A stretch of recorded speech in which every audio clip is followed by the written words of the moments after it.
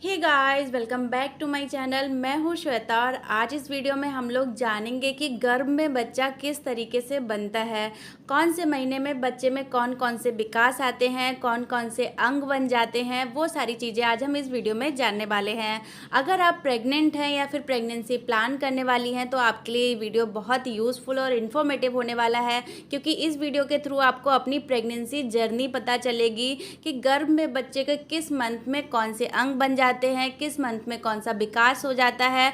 बहुत ही useful information है आपके लिए, तो वीडियो को अभी से लाइक कर दीजिए, मेरे चैनल को सब्सक्राइब ऐसी बहुत सारी इन्फॉर्मेटिव वीडियोस के लिए।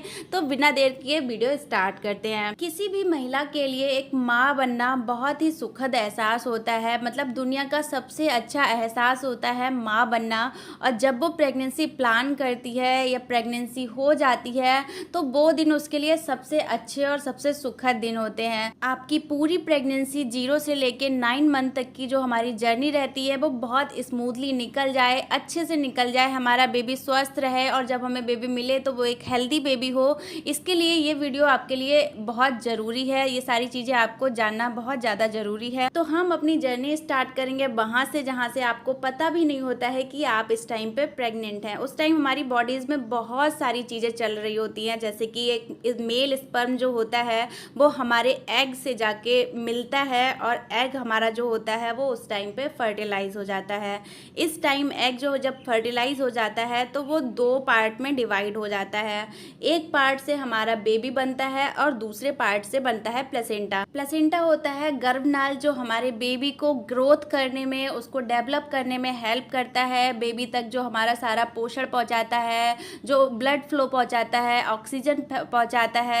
ये प्लेसेंटा एक गद्दी का आकार ले लेता है जो हमारी बेबी को सपोर्ट करता है अच्छे से उसकी ग्रोथ करने में, जिससे कि हमारे बेबी को कोई हार्म ना हो, बच्चा आराम से इजीली ग्रोथ कर जाए। और जब हमारी डिलीवरी हो जाती है तो हम प्लेसेंटा बेबी के साथ ही बाहर आ जाता है और ये निकल जाता है बॉडी से।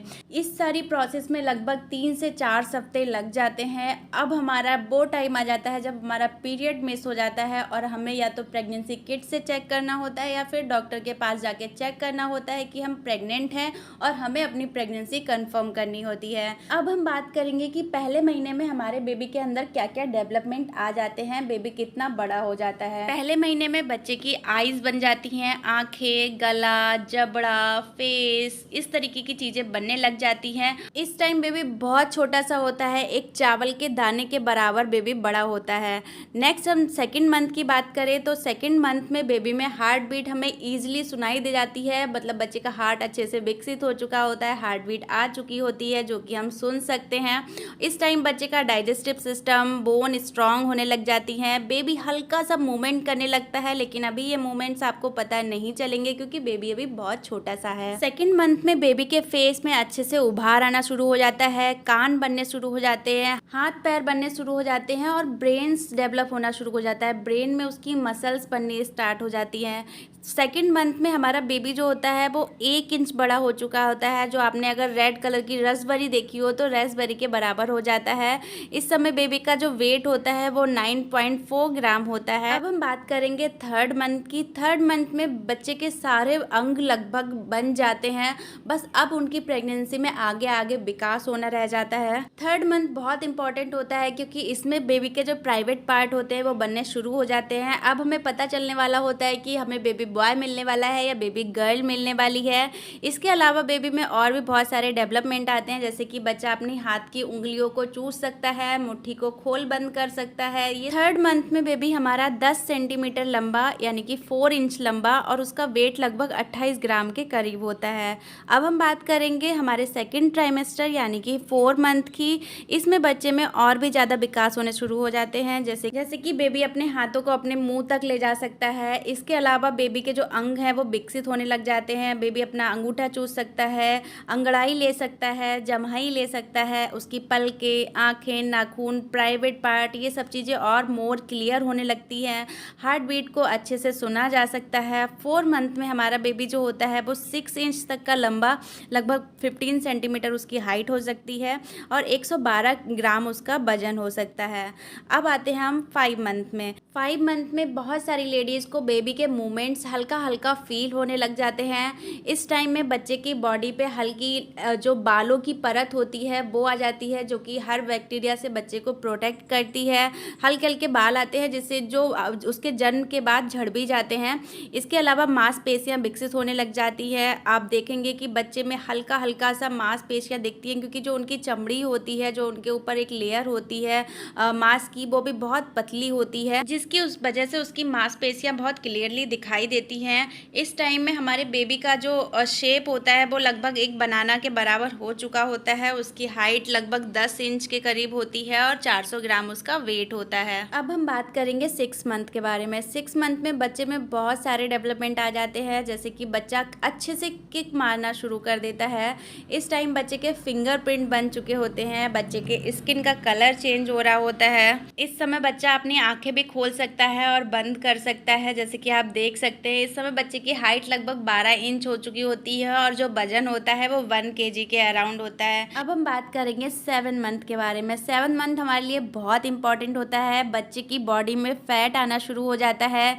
बेबी हमारा लाइट को फील कर सकता है, बेबी वॉइस हमारी आवाज़ सुन सकता है, बेबी सॉन्ग म्यूजिक भी सारी सुन सकता है, मदर्स के इमोशन समझ सकता है। अगर आप इस टाइम में परेशान रहेंगी, रोएंगी, तो बच्चा वो भी समझेगा, और अगर आप इस टाइम में खुश रहेंगी तो बच्चा वो भी समझ सकता है। तो बच्चे में इस समय इमोशंस आ जाते हैं, सेंस आ जाते हैं।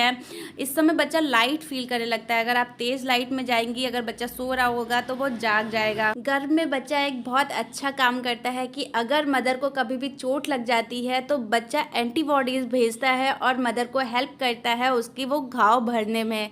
इस टाइम बच्चा जो होता है वो एमनियोटिक फ्लूइड पीने लग जाता है, वो ब्रीथ लेता है तो एमनियोटिक फ्लूइड उसके मुंह में जाता है। साथ साथ में बच्चा माँ से भी एंटीबॉडीज़ लेता है अपने इम्यून सिस्टम को स्ट्रॉन्ग करने के लिए, इस दुनिया में आने के लिए। बेबी की ब्रेन एक्टिविटीज़ बढ़ जाती हैं। बेबी लगभग 14 इंच लॉन्ग हो जाता है और 1 से 2 किलोग्राम उसका वजन हो सकता है। अब हम बात करेंगे 8 मंथ के बारे में। 8 मंथ थोड़ा सा क्रूशियल होता है। ऐसा बोलते हैं कि इस टाइम पे डिलीवरी नहीं होनी चाहिए, क्योंकि बच्चे के अभी लंग्स अच्छे से डेवलप नहीं होते हैं। पूरा बेबी अच्छे से डेवलप हो चुका होता है, उसका brain, immune system, digestive system, nervous system सब कुछ डेवलप हो चुका होता है, बस उसके लंग्स बचे होते हैं। लंग्स अगर अभी बच्चा जन्म ले लेता है तो वो अच्छे से उसको ऑक्सीजन नहीं मिल पाती है, क्योंकि लंग्स उसके डेवलप नहीं होते हैं तो उसके तक ऑक्सीजन नहीं पहुंचती है। 8 मंथ में बेबी लगभग 18 इंच लंबा और 2 kg से ज़्यादा भी उसका वजन हो सकता है। अच्छे से बेबी डेवलप हो चुका होता है और इस टाइम बच्चा जो है वो हेड डाउन करने की पोजीशन में भी आ जाता है। बहुत सारे बेबी 8 मंथ में हेड डाउन कर लेते हैं, बहुत सारे बेबी 9 मंथ में भी हेड डाउन करते हैं। कुछ बेबी अभी भी लगातार घूम रहे होते हैं पेट में और उनकी किक्स को हम अच्छे से फील कर सकते हैं। अब हम बात करेंगे 9 मंथ के बारे में। बच्चा फुल्ली डेवलप हो चुका है 9 मंथ में। बच्चे के लंग्स भी अच्छे से मैच्योर हो जाते हैं। इस समय अगर बेबी ने हेड डाउन कर रखा है तो आपकी नॉर्मल डिलीवरी के बहुत सारे चांस होते हैं। इस टाइम बेबी का वेट जो होता है वो 3 kg और या इससे ज़्यादा भी हो सकता है। इस टाइम बेबी की हाइट जो होती है वो 18 से 20 इंच तक लंबी हो सकती है।